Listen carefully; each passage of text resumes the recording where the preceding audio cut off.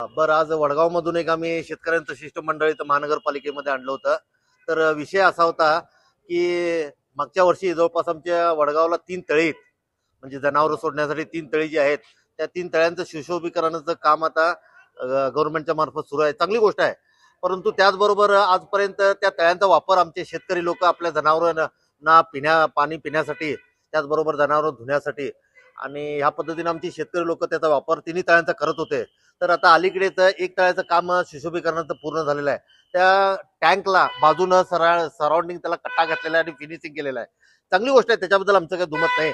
परंतु शेतकऱ्यांच्यासाठी एक हक्काचं तळं, जेणेकरून म्हशा व्यवस्थित तिथं तळ्यामध्ये जाव्या आणि तिथून व्यवस्थितरित्या त्या म्हशांना पोहता यावं किंवा शेतकऱ्यांना आमच्या त्या म्हशांना धुता यावं.